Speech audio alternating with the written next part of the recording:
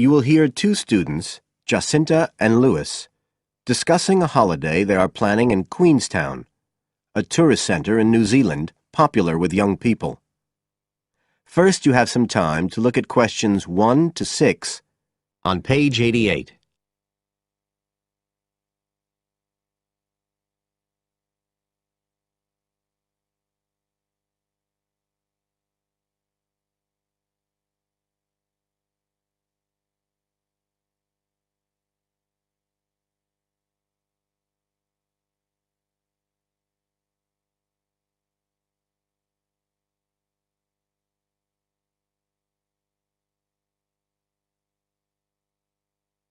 You will see that there is an example which has been done for you. On this occasion only, the conversation relating to this will be played first.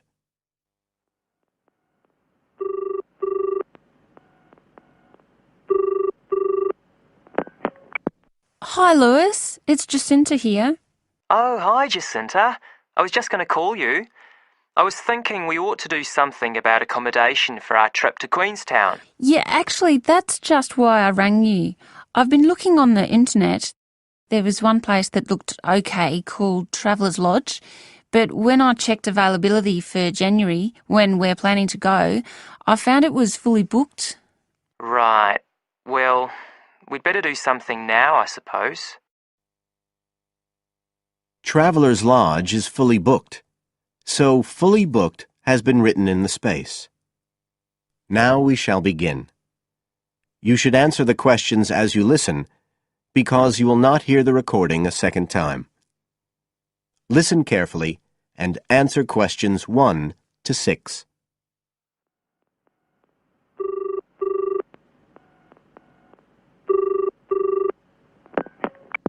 Hi, Lewis. It's Jacinta here. Oh, hi, Jacinta. I was just going to call you. I was thinking we ought to do something about accommodation for our trip to Queenstown. Yeah, actually, that's just why I rang you. I've been looking on the internet. There was one place that looked okay called Traveller's Lodge, but when I checked availability for January, when we're planning to go, I found it was fully booked. Right. Well, we'd better do something now, I suppose. I've actually got a list up here on the computer. There's one place called Bingley's that looks possible. It's $1975 a night. That's US dollars. They quote all the prices in US dollars. So that's about 26 or 27 New Zealand dollars. That's okay. That'll be in a dormitory, is it? Yeah, they say 8-bed dorms, and the hostel's right in the town centre, and they've got a cafe. They have theme nights every weekend, whatever that means. Oh, you know, like certain sorts of food and music. And people might wear special clothes like that Egyptian evening we went to last year. Oh, okay. What else?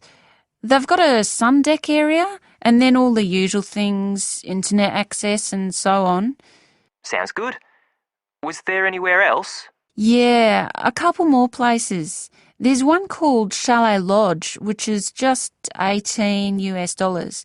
That's for a bed in a 12-bed dorm. They do single and family rooms as well.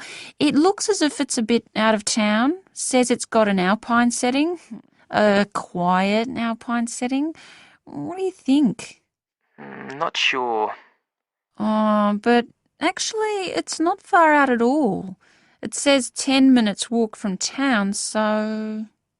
Oh, and it says it's children friendly. I'm not so sure about that. What about the third place? That's called Globetrotters. Let's see. They do private rooms or 5-bed dorms for $18.50. It's in the centre, just by the lake, and that includes breakfast. Didn't the other two? I don't think so. They didn't mention it, so probably not. Oh, and it says something about a free skydive. Wow. Don't know if I'm all that keen on jumping out of aeroplanes. Oh, actually, what it says is you can win a chance to do a skydive. They give one away every day to one of the guests. Well, if I win it, you can do it. Anyway, do they have room? Yeah, I checked the availability. Shall I go ahead and book there then? Fine. You now have some time to look at questions 7 to 10 on page 89.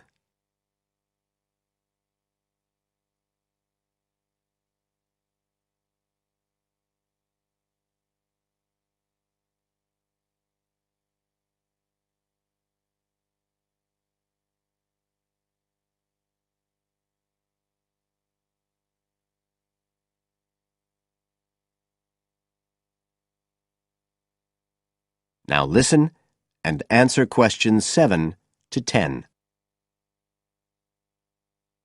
I was looking at what there is to do too.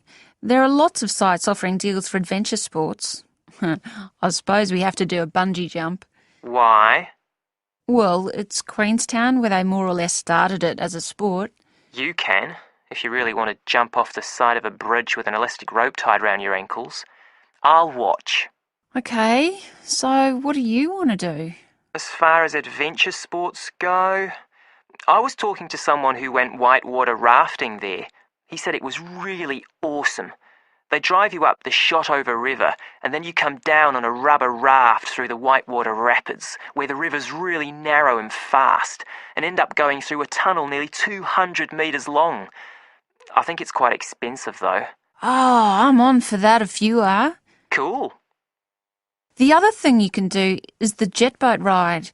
That sounded just a lot of noise though. It's basically just whizzing round on the river on a very fast boat, isn't it? My friend did that as well. He said it was a bit touristy, but worth it. I'll give it a go. You go right up the river canyon. He said the drivers were really skillful, but I don't mind going on my own. But there's lots to do as well as the whole commercial adventure bit. We ought to do some trekking. The scenery around there's amazing. I don't want to miss that. The place to start's Glenorchy, apparently, about 40 minutes drive. That's where lots of the wilderness trails begin. Okay, I'll pack my walking boots. I'd better start getting in training. I haven't done anything except sit at my desk for months. Now, is there anything else we need to decide? That is the end of section 1. You now have half a minute to check your answers.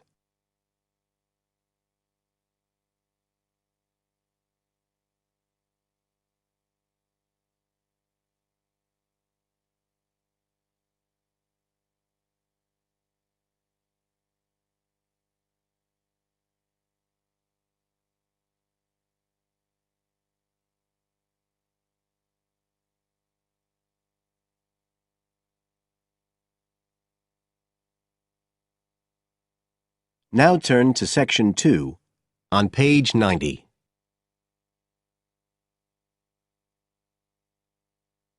Section 2. You will hear a local radio program about cycling courses in London. First, you have some time to look at questions 11 to 14 on page 90.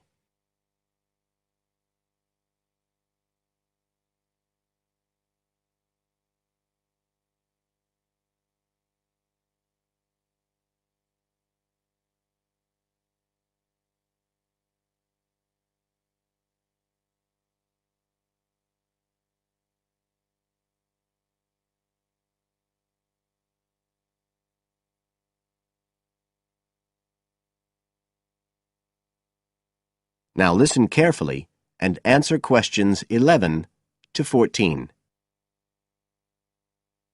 There's been a great deal of interest lately in encouraging people to use bicycles instead of cars as a means of transport. But not everyone is confident about riding a bike at the best of times, let alone in the middle of a city like London. Jack Hayes is a professional trainer who works for a London-based company, City Cyclist, which provides cycle training for the public. What exactly does City Cyclist do, Jack? Well, our basic purpose is to promote cycling as a sustainable form of transport. We believe the best way to promote cycling is to teach people to use their bikes safely and with confidence. In European countries, people all learned from their parents, and they also learned in school. And when I tell them I teach people to ride bikes, they laugh. They think it's crazy. But here in London, it's completely different. You're approaching the point where a whole generation of people have grown up not being allowed by their parents to cycle because it was considered to be getting too dangerous, and so, in turn, they can't teach their children. We believe in realistic training. So if someone wants to use a bike regularly, say to get to work or school, we aim to train them by teaching them to ride on the actual roads they'll use, so they can develop the basic skills they need and build up their confidence that way. At City Cyclist, we believe cycling's for everyone, no matter what age or level of ability or mobility. We do complete beginners and also advanced courses. That's for urban cyclists who want to deal with things like riding in streets with complicated intersections and things like that. We don't promote the use of personal protective equipment for cyclists, and we endorse the policy of the European Cyclists Federation that parents should be allowed to make an informed choice as to whether or not their child wears a helmet. We believe the key to safe cycling is assertiveness, taking your place on the road. This has to be instilled right from the beginning. Assertive road positioning and behaviour is the key to safe cycling in congested urban environments.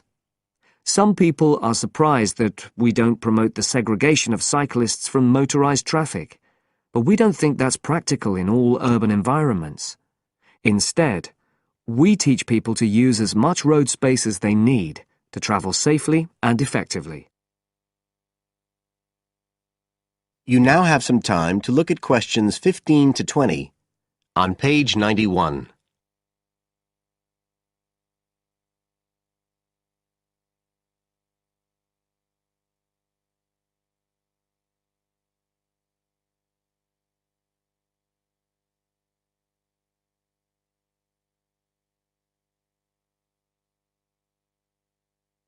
Now listen and answer questions 15 to 20.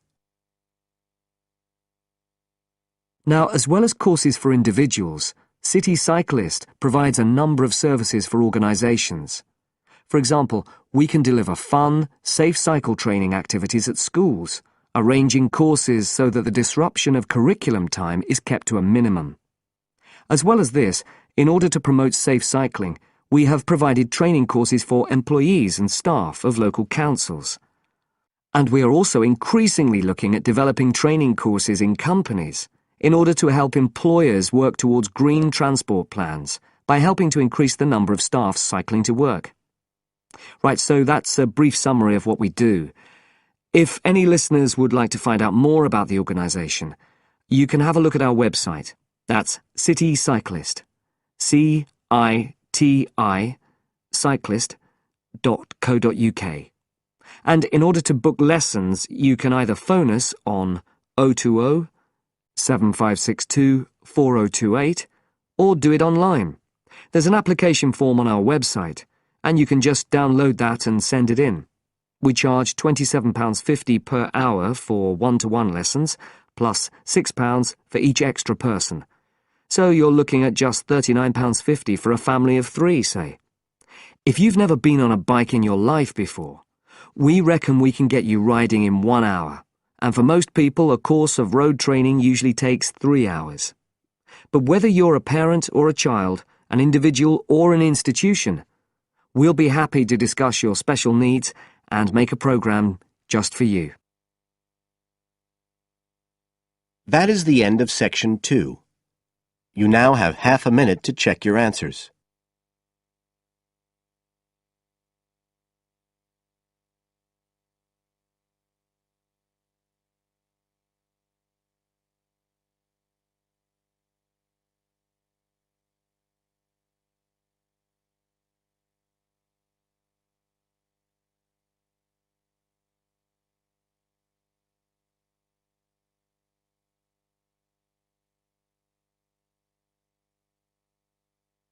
Now turn to section 3 on page 92.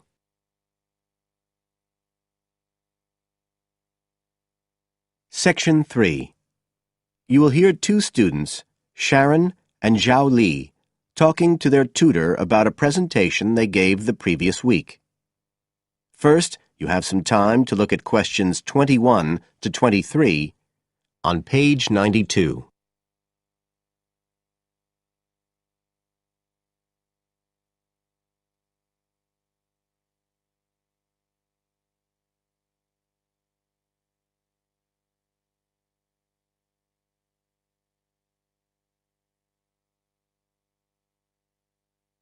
Now listen carefully and answer questions 21 to 23. So, Sharon and Zhao Li, in your presentation last week, you were talking about the digital divide, the gap between those who can effectively use communication tools, such as the internet, and those who can't. And you compared the situation here in Northern Ireland with Southeast China. Right. So, I asked you to do some self-evaluation, watching the video of your presentation and thinking about the three main criteria you're assessed by: content, structure and technique. What do you think was the strongest feature of the presentation when you watched it? Sharon? Well, I was surprised actually, because I felt quite nervous. But when I watched the video, it didn't show as much as I expected. So which of the criteria would that come under? Confidence? That's not actually one of the criteria as such. Zhao Li? Technique? It's body language and eye contact, isn't it? Well, I didn't think I looked all that confident, but I think that our technique was generally good, like the way we designed and used the PowerPoint slides. So, you both feel happiest about that side of the presentation? Yeah. OK, now on the negative side, what would you change if you could do it again? Well, at first I'd thought that the introduction was going to be the problem, but actually I think that was okay. We defined our terms and identified key issues. It was more towards the end. The conclusion wasn't too bad, but the problem was the questions. We hadn't really expected there'd be any, so we hadn't thought about them that much. OK, anything else? Well, like Zhao Li says, I thought the conclusion was okay, but when I watched this on the video, I thought the section on solutions seemed rather weak. Can you think why? Well, we explained what people are doing about the digital divide in China and Northern Ireland, but I suppose we didn't really evaluate any of the projects or ideas. It was just a list, and that was what people were asking us about at the end mostly. You now have some time to look at questions 24 to 30 on page 93.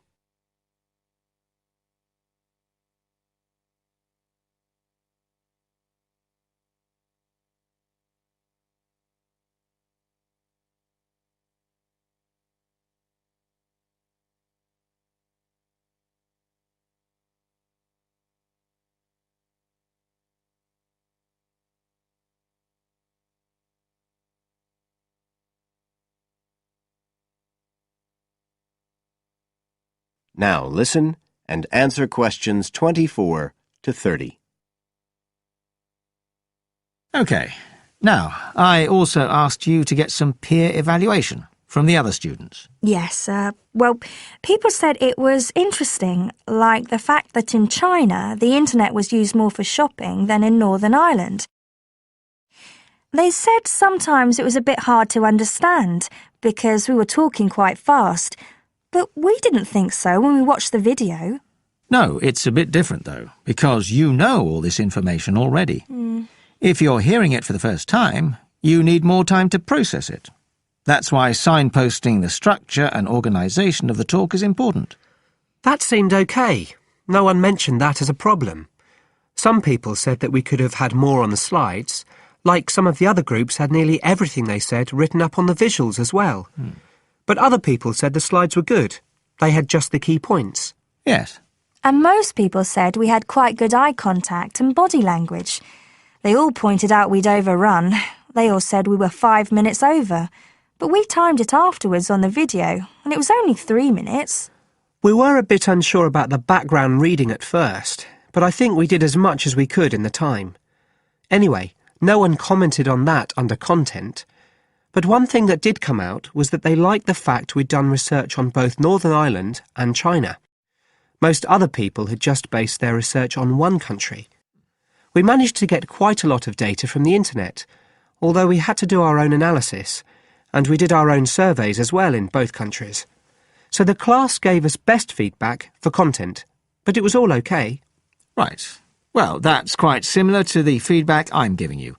I was very impressed by the amount of work you'd done and by your research methodology. So, actually, I'm giving you full marks for content. 5. The structure of the presentation was good, but not quite as good as the content. So, I gave that 4. And the same for technique. So, well done. Thank you. Now, the next stage is to write up your report. So, just a few pointers for you here. First of all, in your presentation, I think your ending was rather abrupt. You suddenly just stopped talking. Yeah. It wasn't a big problem, but think about your closing sentences in your report. You want to round it off well. One thing I forgot to mention earlier was that I felt a very strong point was that after you'd given your results, you explained their limitations. The fact that we didn't have a very reliable sample in terms of age in China. Yes, that section. So don't forget to include that. And you had some excellent charts and diagrams, but maybe you could flesh out the literature review a bit. I can give you some ideas for that later on if you want. OK, is there anything else you want to ask? No, thank you. Thanks. That is the end of section 3. You now have half a minute to check your answers.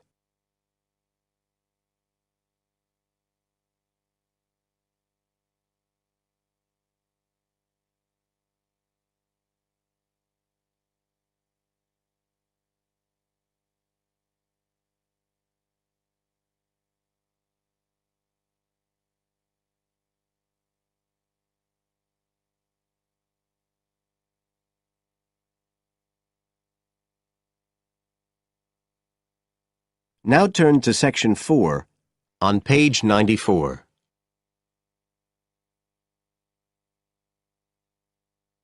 Section 4. You will hear a student giving a presentation about some ways of dealing with the problems of urbanization and city growth.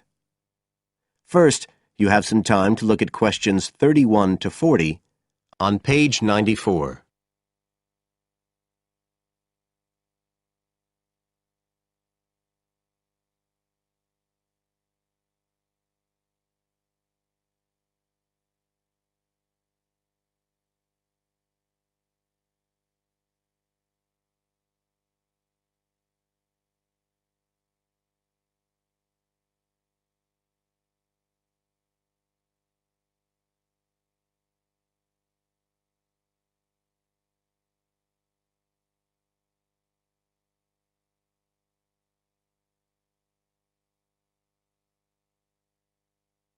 Now listen carefully and answer questions 31 to 40.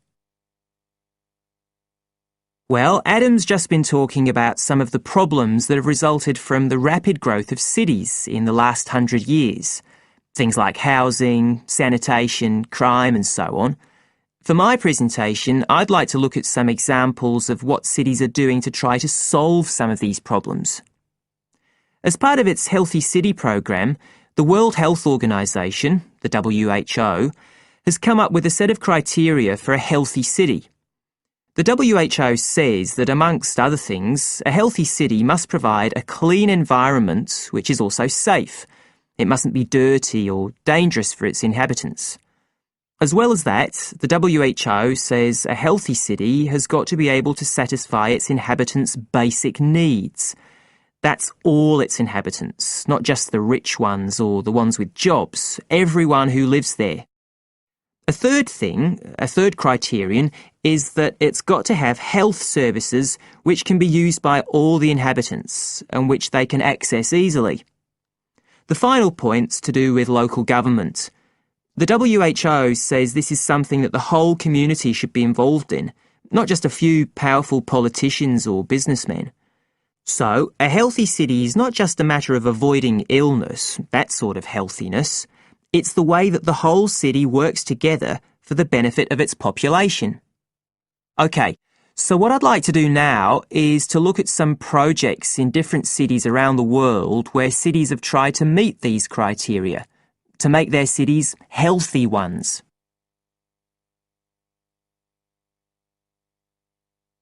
Right. The first project I'm going to discuss took place in Sri Lanka, and this project was called the Community Contract System.